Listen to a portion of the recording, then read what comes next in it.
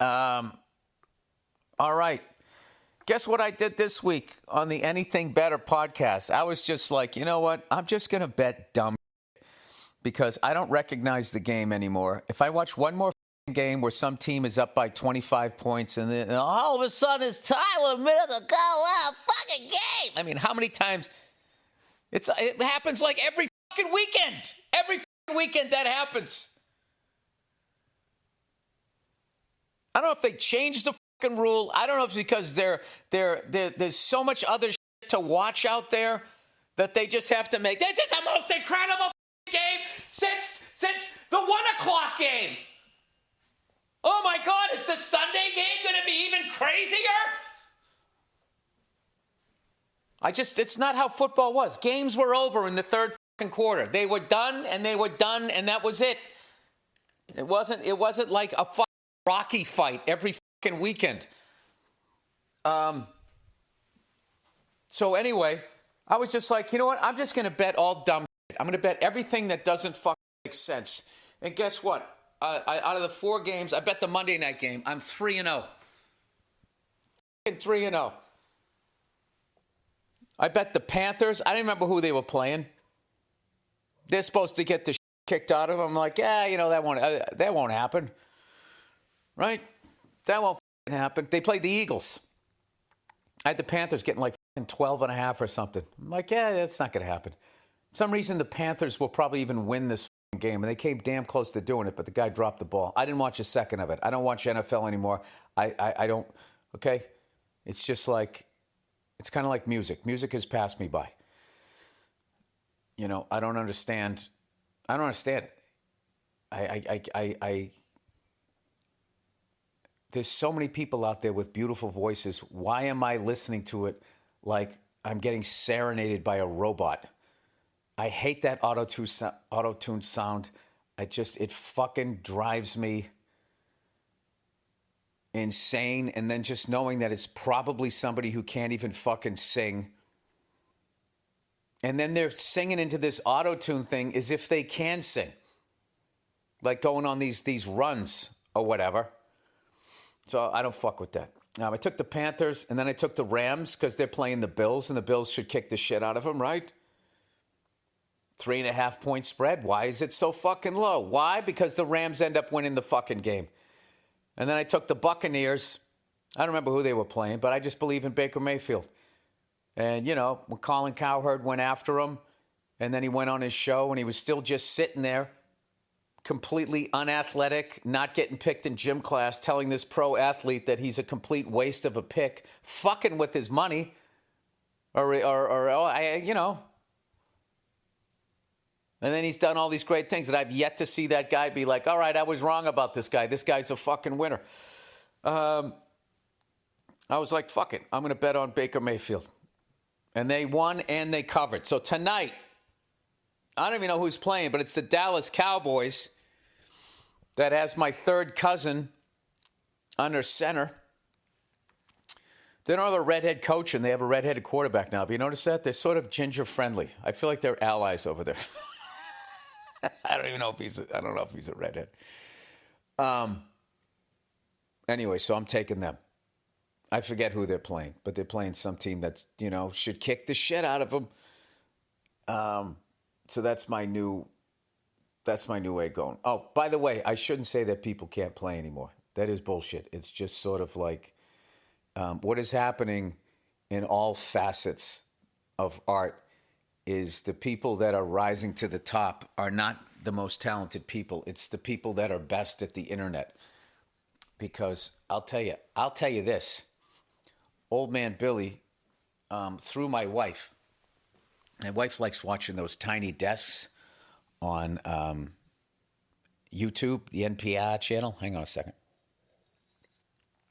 Tiny desks, sort of like the, I would say the liberal Austin City Limits, you know, where like Austin City Limits, I just assumed it was a conservative show because it was in Texas. I've never bought this shit that Austin is liberal. I think they're liberal for Texas. So anyway, I'm probably going to mess up all of these names. So Nia goes, can we watch this Tiny Desk thing?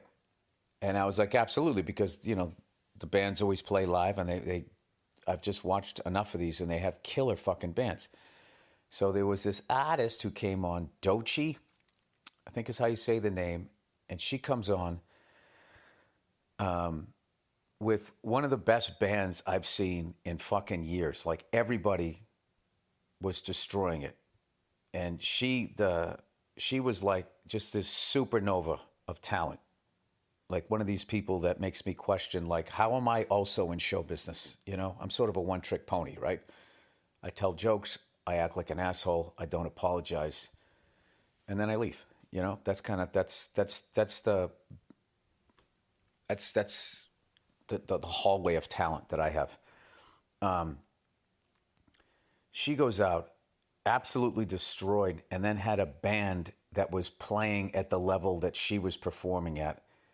And I've been trying to get the names of the people in the band because everyone was killing. All I got so far is the bass player, because I hate how bands, like, nobody knows the players anymore. And I've gone to these fucking concerts with my wife, and it's like the star is out on the stage. Like, I went to go see Lady Gaga one time, which, by the way, that was the last concert my wife has ever gone with me, because I she didn't like my behavior at it.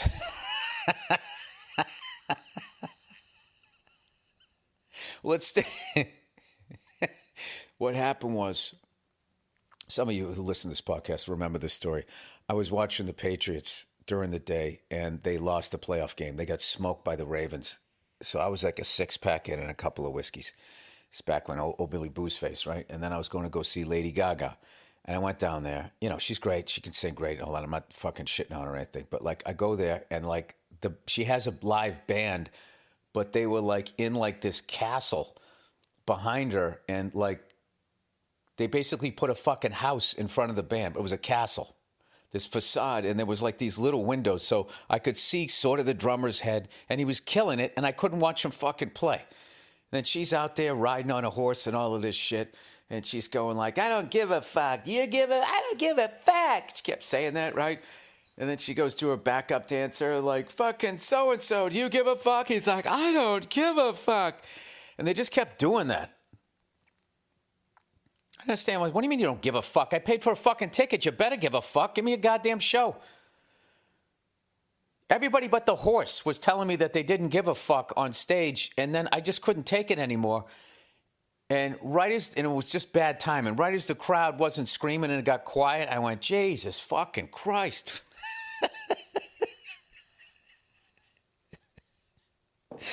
So anyway, the rest of the concert happens, and then we go home, and the next morning I can feel my wife. She's giving me the cold shoulder there. And I knew she heard what I said, so I said, I'm sorry. And she goes, yeah, all right, whatever. And I was like, come on.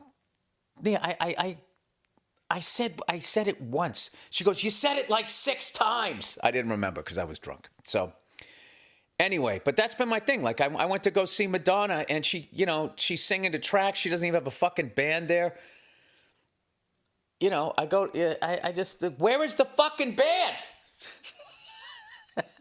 So anyway, now there is a band, so I'm trying to track down the names, because these players, like the trumpet player, the bass player, the drummer, everybody, the saxophone player, the backup singers, her hype woman, whatever the hell you're supposed to call them. The only name I tracked down was the bass player, who was unfucking believable. I'm not going to say the name right. Zuri. Oh, here we go. Applyby. All right, look that name up. Zuri, Zuri, and I'm not going to disrespect her by attempting to say her name. Because she played so amazing. It's like apply by, B-Y, Applyby. It's only 25 minutes long. There's so much shit out there. If you just want to see a bunch of artists performing at the highest level, I highly recommend that. And like I said, this isn't me. Like, my wife told me about it, all right? And I was just sitting there, and I was like, all right, I'll watch this. And I was immediately within 2 seconds, I was like, "Oh my God, this is a whole other level," and that's where it started, and it just kept going up, and it was probably the fastest 25 minutes I can remember in a long time. So I'm hoping that this woman is on tour and she's bringing that band. That's what I'm hoping. I'm hoping that that's what's happening, because I don't want to go to any more shows where I'm watching somebody and there's no fucking band. You know, or they're in a house for whatever fucking reason. I love that. Oh yeah, I'm thinking like this castle theme. It's like a castle theme. No, it isn't. It's you're putting a fucking wall between the band and yourself. I know a guy did a big tour for this artist and they played underneath the stage.